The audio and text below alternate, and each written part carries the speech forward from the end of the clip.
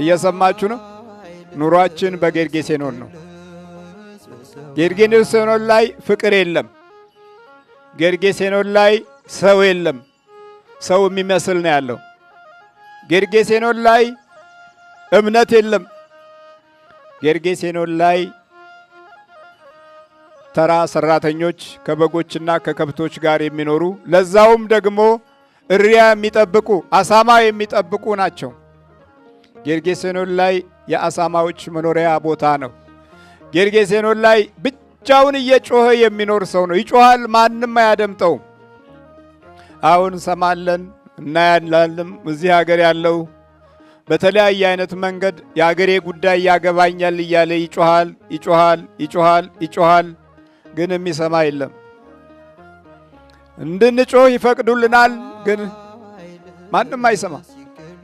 ሲፈቅዱልህ እንደማይሰሙ ሆነው ይፈቅዱልሃል። እግዚአብሔር ምሕረቱን ያብዛልን።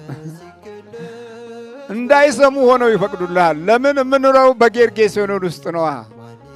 ያም በጌርጌሴኖን የሚኖረው ሰው ይጮሃል ይጮሃል ይጮሃል፣ ማንም የሚሰማው የለም። አንዳንዶቹ ጩኸቱን ይሸሹታል። አንዳንዶቹ በመጀመሪያ ደረጃ አውቀውታል። የተጣለ ሰው መሆኑን አውቀውታል። የተጣለ ሰው ከእናት ከአባት ተወልዶ የተጣለ ሰው፣ ስንት የተጣለ ሰው አለ። አሁን እኮ እዚህ አመሉ የጣለው፣ ጊዜ የጣለው፣ ዘመን የጣለው፣ ዕውቀት የጣለው፣ ኑሮ የጣለው፣ አመት የጣለው፣ አቤት አስተምሮ የጣሉት፣ አሳድገው የጣሉት ስንት አለ። አልፈልግም ብሎ ደግሞ ራሱን የጣለ ሰው አለ። አብዛኛው ኤርትራውያንና ኢትዮጵያውያን በተለያየ አይነት መንገድ በመናፍስት ጠውልገው ወደ ላይ ቀና ሲሉ የሚቀጠቅጡ መሪዎች በዝተው፣ ወደ ጎን ዞር ሲሉ አመፃና ክፉ ነገር የበዛባቸው መተተኞች በዝተው፣ ወደ ኋላ ሲያዩ የሚጎትትና ወደ ኋላ የሚያስቀር አይነ ጥላ በሕይወት ውስጥ ተደብቆበት ተጋርዶበት የሚጥለው በዛኩ። የሚገፋን የሚወረውረን ዝም በል የሚለን በጩኸታችንም ላይ እንኳ ማንም ሊሰማ የማይችል ሁኔታ ውስጥ የወደቅነው እኛም የጌርጌሴኖን ሰዎች ስለሆን ነው። የሕይወት ጌርጌሴኖን የአገር አይደለም፣ የሕይወት ጌርጌሴኖን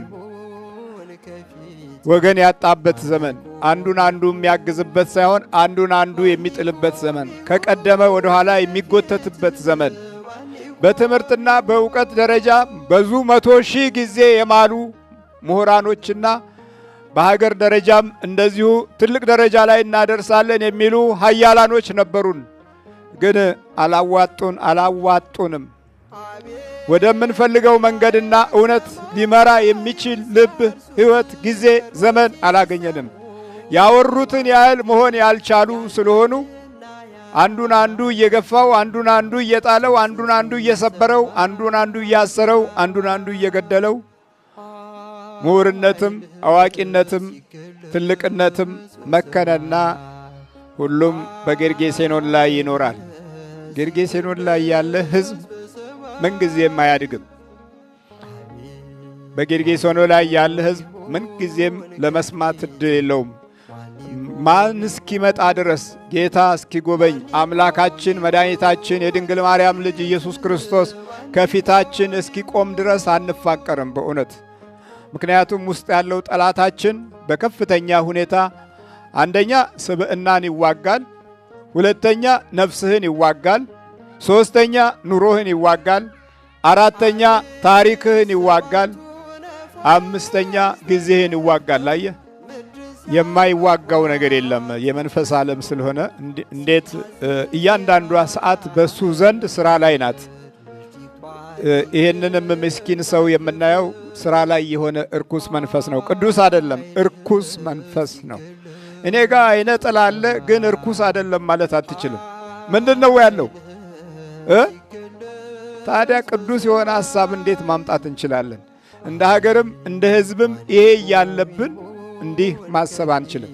ሌላው ዓለም የቀደመንም እኮ በዚሁ ከጠላት ጋር በተያያዘ አምላክ የለሽ በመሆን ውስጥ ግፍን በተለያየ አይነት መንገድ እየተጠቀመም ጭምር እንደሆነ አንርሳ።